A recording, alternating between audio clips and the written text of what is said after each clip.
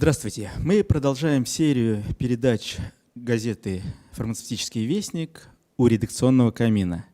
И сегодня мы на площадке 10-го международного форума «Что происходит на фармацевтическом рынке России», организованного Информ-Медиа, проводим интервью с президентом, соучредителем, сооснователем и совладельцем компании «Активный компонент» Александром Семеновым. Добрый день. Также с нами в студии находится ведущий обозреватель газеты Елена Калиновская. Здравствуйте.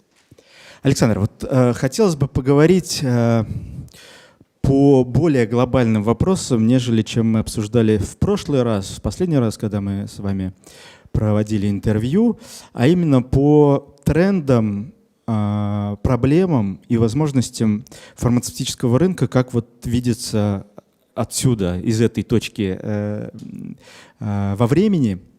И мой первый вопрос касается Минздрава, касается ФЗ-61 и тех дополнений и изменений, которые планируется в него внести, и в частности то изменение, которое требует от компаний-производителей лекарственных препаратов во время подачи документов на регистрацию того или иного лекарственного препарата, ГЛС, подать также документы, подтверждающие, что интеллектуальные права на этот препарат не принадлежат третьему лицу или согласие этого третьего лица. И вот так как активный компонент, компания, известная как один из крупнейших производителей именно субстанций для лекарственных средств, как вы думаете, и какова ваша позиция? Коснется ли это субстанций?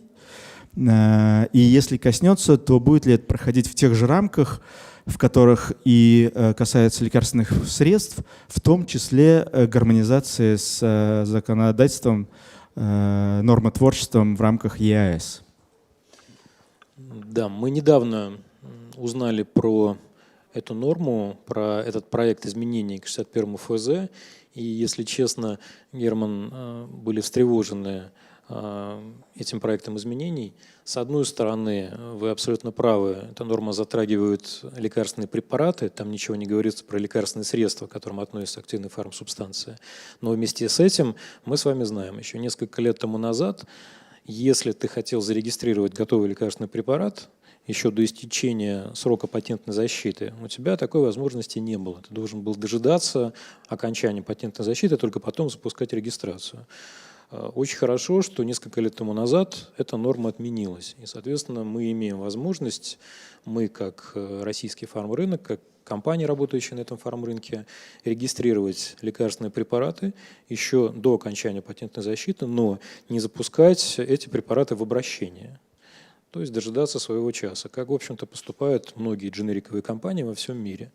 Безусловно, вот такая норма, когда компания-заявитель лекарственного препарата, который делается, ну, например, из субстанции активного компонента, выходит на стадию регистрации того препарата, который еще не дошел до окончания патентной защиты, либо действующего вещества, либо самого лекарственного препарата, и обязана давать некие пояснения. Особенно меня вот удивила, поразила норма о том, что необходимо предоставлять согласование патентодержателю. Но мы понимаем, да, что, мягко говоря, шансов немного на получение такого согласования. На мой взгляд, отбрасывает отрасль на несколько лет назад и, безусловно, затормаживает процесс ввода новых лекарственных препаратов. Ну, то есть, если раньше новый препарат мог выйти на рынок в день или на следующий день после окончания патента, то теперь только на следующий день после окончания патента начнется процедура регистрации, которая займет несколько лет. Ну, знаете, я много лет работаю на российском фармрынке и руководствуюсь принципом, что выживают только параноики, да? В самом хорошем смысле этого слова. И понятно, что, возможно, все на самом деле не так. Вот мне некоторые из коллег рассказывали, что ничего страшного, это просто некая справочка, которая прикладывается к драг-мастер-файлу, и Там ты просто описываешь нынешнюю ситуацию. Никто тебя не будет блокировать на этапе начала регистрации. Но мы решили, что лучше узнать эту информацию, получить обратную связь от первого лица, и направили соответствующие запросы и от имени активного компонента, и от имени Евразийской фармассоциации, куда мы входим, в Минздрав. Но пока ответов мы не получили. Ну, ждем. Надеемся, что все-таки здравый смысл возобладает, и если это просто некая справка, это одна история, а если благодаря этой справке будут блокироваться именно процедуры регистрации, то, конечно же, это крайне печально, на мой взгляд, неправильно, и это однозначно история, которую лоббируют, видимо, держатели оригинальных препаратов. Будем надеяться, что будет все-таки здравый смысл восторжествует. Мы в любом случае получим ответ, мы люди настойчивые. Хорошо. Александр, ваша компания, и в том числе и все другие участники рынка, ждут вступления с 1 января постановления 1289, которое даст преференции, поправки вступят в силу, которое даст преференции препаратам, произведенным в России по полному циклу, включая субстанцию.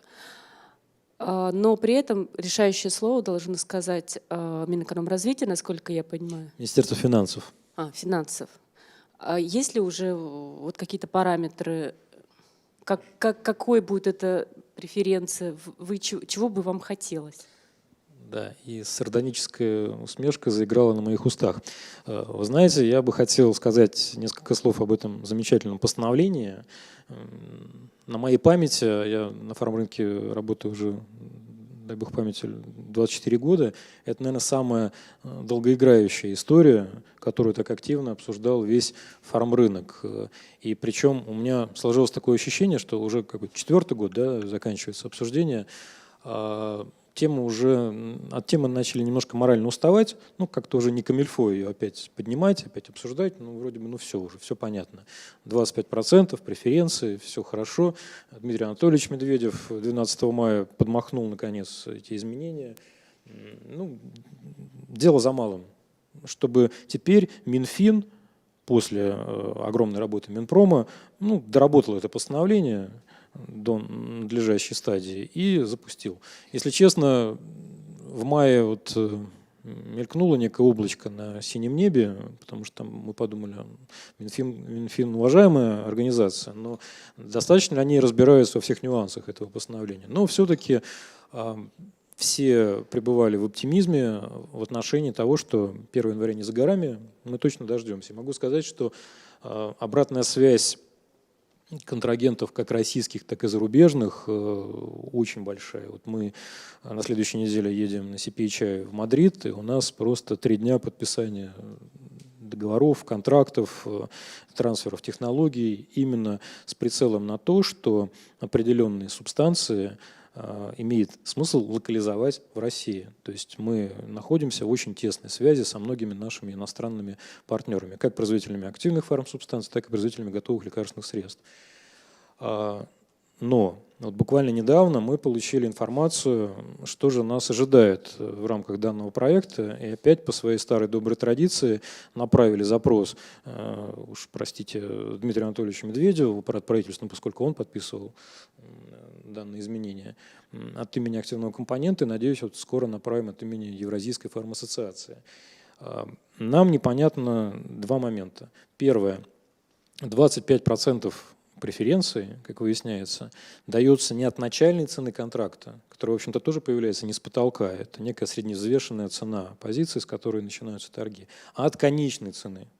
Ну, понимаете, да, мы с вами изучали в начальной школе арифметику, когда 25% от 100 рублей – это одна история, а если там компании в азарте доторговались до 50 или до 10 рублей, то другая цифра. Ну, соответственно, на мой взгляд, это, конечно, уменьшает инвестпривлекательность данного постановления.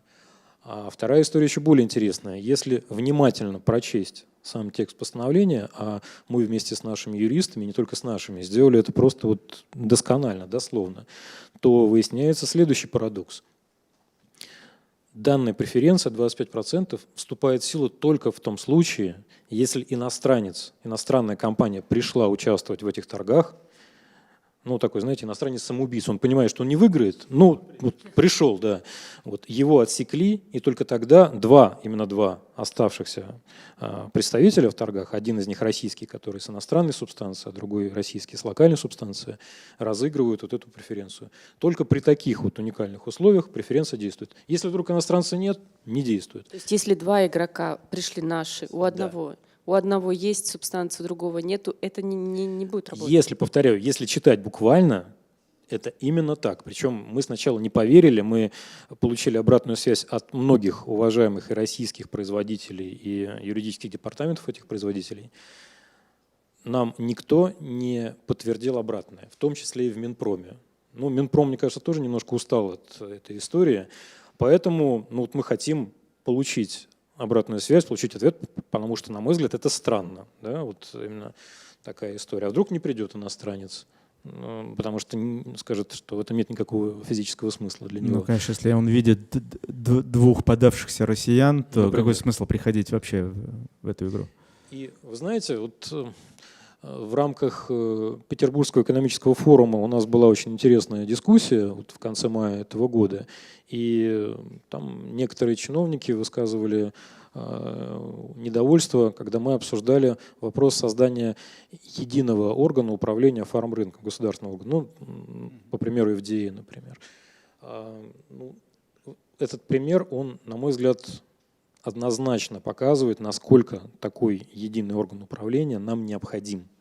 И я, уж простите меня за, может быть, минутку рекламы, но я думаю, что на базе Минпрома точно можно создать такой управляющий орган, который бы снимал вот эти вот странные когнитивные диссонансы при запуске подобных постановлений, поскольку видно, что логика трех подразделений, принимающих активное участие в создании данного постановления, Минпрома, Минфина и ФАСа, диаметрально противоположная. То есть надо просто понять, что же мы хотим. Каким-то образом развивать российскую фарму в плане производства локальных фармсубстанций. Или экономить деньги бюджета. Или создать условия полной конкуренции, а-ля там середина 20-х годов, середина 20 века. Да. Надо определиться, что мы все хотим сразу, в этом и проблема. Так не бывает. Когда все сразу, это просто шизофрения. Надо выбирать что-то одно, тогда ты будешь достигать цели, достигать успеха. Окей, давайте еще усложним уровень обсуждения и вопроса. И раз уж внутри одной страны у нас возникает сложность по согласованию и трактовке того или иного документа, давайте взглянем на ближайшую перспективу. Это когда фармрынок и в том числе активные субстанции окажутся в едином рынке ЕАЭС. Вот вообще там как регулируется, как должны или как вы ожидаете, что будет регулироваться регистрация субстанций в рамках единого рынка ЕАЭС? Насколько мне известно, согласно постановлению от 16-го, если не ошибаюсь, года, в рамках ЕАЭС регистрация субстанции не предусмотрена, и компания-производитель субстанции разрабатывает соответствующий мастер-файл, и с этим мастер-файлом производитель готового лекарственного препарата выходит на уровень регистрации именно готового лекарственного препарата. Ну и, в принципе, это нормальная практика, вполне себе мировая практика. Другое дело, что гармонизация наших законов, она явно назрела, и, на мой взгляд, мы немножко запаздываем. Вот у нас был тоже очень яркий прецедент, уже поделюсь. Есть достаточно свежее постановление Минздрава о ввозе интермедиата, я не буду его называть, для производства одного очень такого хорошего, популярного в России иммуностимулирующего противогриппозного препарата. Его производит несколько зарубежных компаний на территории Российской Федерации, у которых есть заводы, и планируют производить российские компании. Соответственно, активный компонент хотел и хочет стать первым производителем активной фармсубстанции. Это интересная, инновационная штука. Мы поставили схему синтеза, но один из ингредиентов входит в список прекурсоров. у активного компонента есть лицензия на право использования прекурсоров, мы проходим проверки всех соответствующих государственных органов. И по российскому законодательству мы имеем право ввозить и обращать данный интермедиат как прекурсор, если содержание активного вещества не более 40%. Мы ориентировались на это постановление. Оказывается, кроме него еще есть постановление ЕАЭС, о котором мы просто не знали, о том, что можно ввозить такой прекурсор, но только с содержанием не более 15%. Соответственно, вот сейчас мы находимся в состоянии выяснения отношений с Пулковской таможней, на которой задержан груз. Ну, мы эту историю в итоге выяснили. Мы сейчас получаем в срочном порядке лицензию в Минпроме на право ввоза этого продукта. Но, конечно же, это административный штраф и огромная потеря времени. Понятное дело, что таможенные брокеры должны теперь смотреть одновременно и российское законодательство, и евразийское законодательство. Не дай бог, что упустишь. Но, на мой взгляд, назрело время привести все это к единому знаменателю. То есть таможня сейчас смотрит и не пускает именно по ЕАЭСовским документам? Таможня смотрит, мне кажется, по принципу, вот где более жестче, там мы и остановим от греха. Ну, они, может, тоже... У нас нет претензий к таможне. Вот я их прекрасно понимаю. Наш генеральный директор недавно встречался с начальником Пулковской таможни, излагал наши аргументы. Все понятно. Но, к сожалению, на мой взгляд, именно наши законодатели немножко опаздывают в вопросах гармонизации. Ну, понятно, что если выходит какая-то более жесткая норма, хотя если подходить к этому вопросу серьезно и щепетильно, то ввозить субстанцию вот для производства этого продукта в Россию тоже невозможно, потому что там действующее вещество больше, чем 15%. Вот если таможня будет с очень серьезной такой позиции подходить к этому вопросу, то несколько предприятий просто остановятся. Я поэтому и не делаю сейчас антирекламы этого продукта. Но, на мой взгляд, разумно найти какое-то компромиссное решение и известить об этом рынок, чтобы не попадать в такие ситуации. Ага, понятно. Ну, а давайте еще шире взглянем. Мы посмотрели ситуацию в России и специфику, тонкости, связанные с ЕАЭС. Давайте взглянем на мировой рынок производства активной фармацевтической субстанции. Не секрет, что из-за нормальных, так скажем, требований к защите и экологии, грязные, старые и ненадежные предприятия там, в Китае, может быть, в Индии, они закрываются, остается меньше производств, которые более новые, более, так сказать, безопасные, но при этом это приводит к росту стоимости субстанции, поставляемой, ну, как минимум из Китая, да, во все страны мира. Вот вы как российский производитель крупнейшей субстанции активной, вы как это рассматриваете? Как возможность для вас растущую или как в том числе угрозу и для вас, и для производителей ГЛС в том смысле, что мало будет, или точнее мало, а значит дорого будет где брать субстанцию для лекарственных средств? У нас интересный разговор получается от узкого к широкому, да, все более и более мы в мировое пространство уходим. Вы знаете, я думаю, что это одновременно и возможность, и угроза.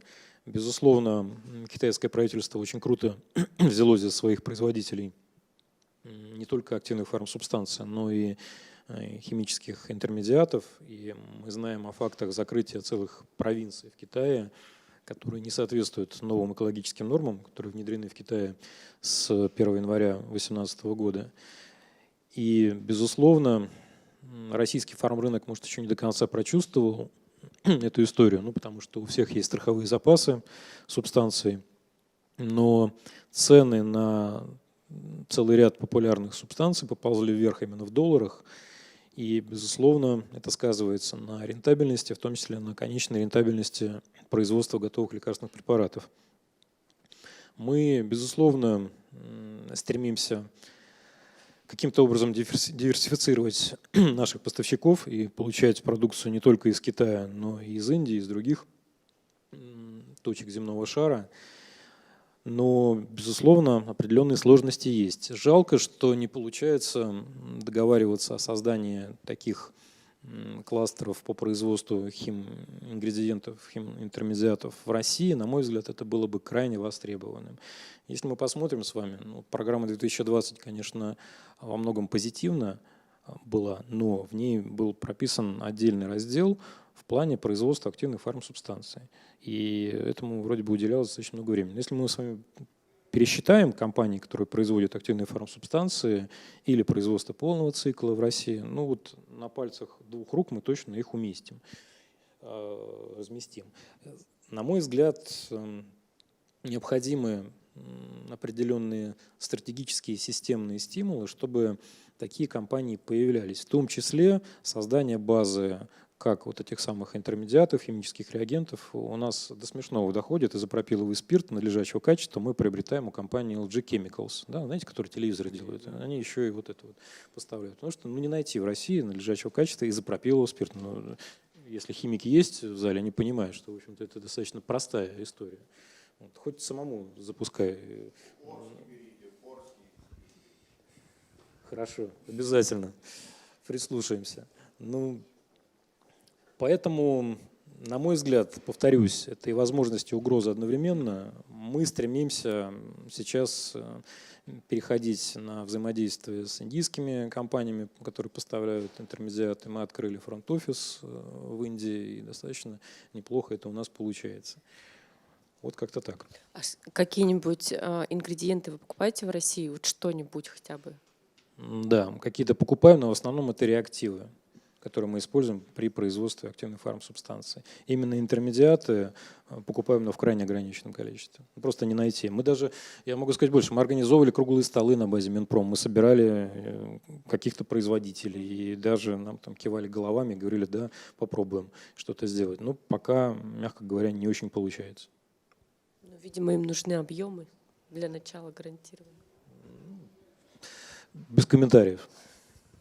К вопросу о рентабельности производства фармсубстанций, насколько цена наших фармсубстанций конкурентна по сравнению с другими странами. И вот у нас в скором времени фармрынок ожидает новую методику ценообразования. Говорят, что у нас очень должны снизиться цены. Вот в этом плане на вас есть какое-то там, допустим, давление со стороны производителей готовой лекарственной формы о снижении цены? Вы знаете, такое давление есть всегда, и это нормально. Мы давим на поставщиков интермедиатов, на нас давят поставщики, заказчики наших активных фармсубстанций, на них давят дистрибьюторы и аптечные сети, соответственно. Понятно, что нет шансов приходить и говорить, мы вот российские, мы ваши родные, поэтому берите у нас по более дорогой цене. Всегда есть отношение цена-качество, и мы должны быть конкурентоспособными. Так как мы поставляем субстанции практически во все ведущие компании России, вот уже там за рубеж выходим, и более того, у нас в этом году прошло несколько международных аудитов. Вот на следующей неделе к нам французская компания, одна известная, приезжает на 3 дня. Мы очень надеемся, что мы будем поставлять не только на российские заводы, которые принадлежат иностранным компаниям, но и выходить на экспорт непосредственно. Вот Российский экспортный центр сегодня говорил о их прекрасных планах, просто вот мне хочется поаплодировать. Сколько там, 2,8 миллиарда, да, собираются отгружать? Просто поможем, чем можем, хотя, в общем-то, наверное, не очень большим объемом, прямо скажем. Вот. А возвращаясь к вопросу о рентабельности.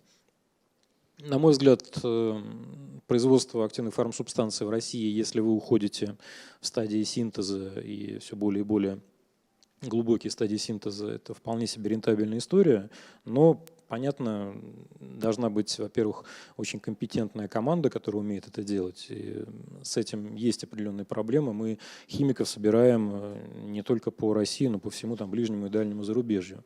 И, к сожалению, вот адекватных кадров из наших профильных вузов мы не получаем. Хотя, на мой взгляд, уже не только назрела, а перезрела необходимость открывать профильные кафедры именно химического синтеза. А с другой стороны, мы абсолютно конкурентны с точки зрения labor costs, с точки зрения затрат на заработную плату. Тот же самый Китай, который, например, лет 10 тому назад сильно отличался в меньшую сторону, выиграл за счет дешевизны своей рабочей силы, сейчас переплюнул Россию. Там технологи, адекватные специалисты на заводах стоят дороже, чем в России. В Индии примерно столько же. И поэтому, на мой взгляд, нет никакой разницы. Мы абсолютно конкурентоспособны по издержкам и абсолютно конкурентоспособны по цене. Понятно, что есть некий эффект от масштаба. Чем больше у тебя производства, тем ниже у тебя себестоимость. Но вот мы надеемся, когда достроим наш большой завод, в первую очередь в 2019, вторая в 2020 году будет запущена, мы станем еще более конкурентоспособны. Будет масштаб. Да, будет больше объем. Сейчас мы, к сожалению, не справляемся со всеми заказами, которые к нам приходят. Спасибо большое.